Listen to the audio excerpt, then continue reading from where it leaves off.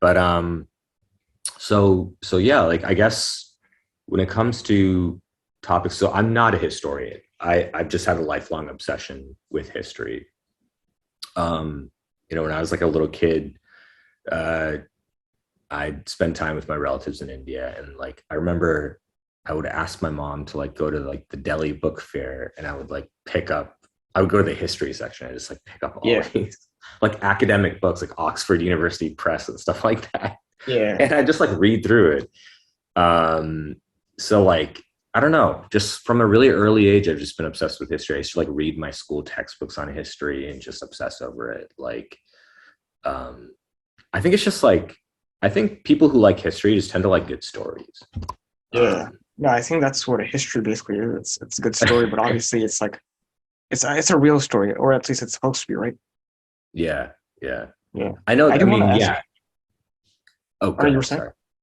I was gonna say that that's well, that simple comment is quite powerful because history, especially when we're talking Asian history, and more specifically South Asian history, so much of it is shrouded in myth and legend, right? Yeah, And there's a lot of inconsistency in records as well. Um, yeah, and some histories have just been better preserved. Like a good example of it is Chinese history. It's been like really well preserved. Japanese history. It's because they like wrote down everything. It was just part of their court culture to do that. yeah, Um, and so, like, say for example, you're trying to study Southeast Asian history. A lot of yeah. times you're relying on Chinese records, right? Yeah, So, oh, yeah, like, that's very true. Yeah, right. And like they do have their own local records, just like Indian kingdoms have their own local records and stuff. But sadly, like they either were destroyed during like various invasions or the colonial period where like a lot of families lost their wealth. And so families that used to maintain like private libraries or otherwise preserve these things for hundreds of years that just got lost, right? Or it got yeah, sold to like some British guy for cheap after this family went yeah, like bankrupt. And then yeah. like who knows, he misplaced it or just deteriorated in his, you know. No, I like how you mentioned that because I'm sure you know about Alexander the Great and like how he was coming to India, right? And um how he fought like King Porus and all that, right? Right. Everything we know about King Porus and like that part of like India actually is from Greek accounts because there's Right. unfortunately nothing really from like Indian accounts that like tell about who he really was, right? Right. Yeah, that's a good point. Yeah, yeah. No, that's Poor, actually I that's mean, actually a very good point.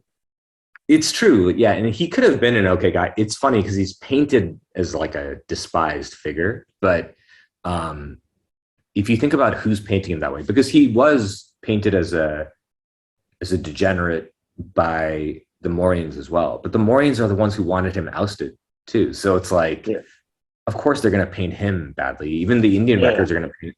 But like, and God, I find that so fascinating. Speaking of like, when power gets transferred, what I find fascinating is they criticize it. They criticize the past power, but the way that it's worked into history is like you almost can't go too far because they don't want to delegitimize power itself. So, for yeah, example, like these Chinese dynasties, this thing is fascinating, but like every dynasty, they would rebel and take over. And like every new dynasty was basically the result of some rebellion, right?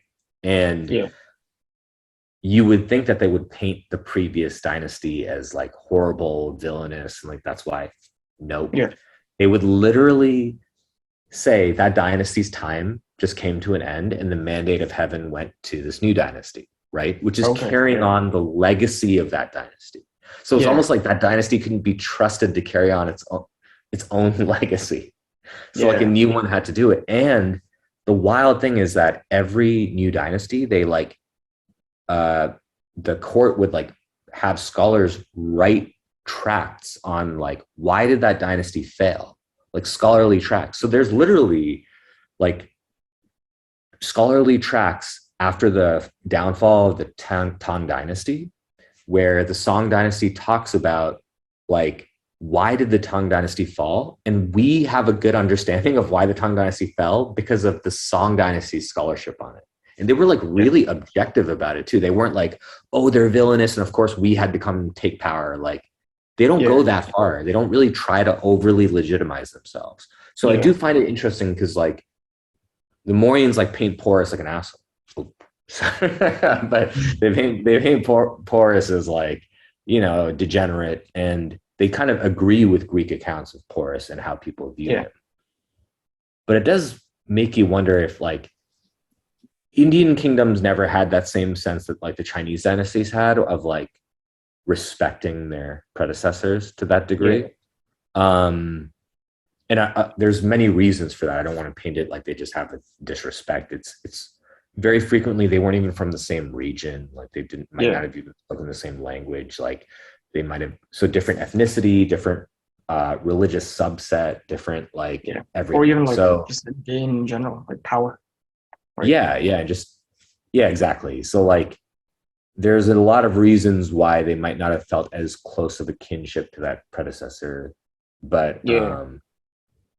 yeah. But anyways, so I do find it fascinating because like history is not that objective, and a lot of it is even where we think we have an objective story, it's like so subject to so many biases and interpretations. Yeah. So it's like I guess like what I wanted to say in response to what you were saying is like, especially with South Asian history, where there's fewer records, so much of it is left up to interpretation. And that's what's scary. Like sometimes I'll read stuff and I'll just be like, wait, they're just like guessing here. They're just totally Yeah. speculating. But if you write it really confidently, it comes across like a statement of objective fact, right? Yeah. And there's power in that because storytelling is the heart of Asian history because we don't have like reams of like scholarship to go through from like records from like say if you're a historian of medieval Europe, let's just be honest, like your job is a lot more detail oriented. You're really like diving into like Yeah. really specific records from like back then. But and a lot of Indian scholarship is like that, sure. But a lot of it is there's like one record and it's just like Yeah. It's wild actually a very speculation good about what point it means. because even like even if you go really back, like the ancient times, right, and you talk about like the ancient Indus, for example, there's not really much we know about them. Everything is just speculation. Like Right. it's like even like the language that's written on there, like we don't have like a Rosetta Stone, and like that can actually decipher what they're saying. It's all just speculation. Right.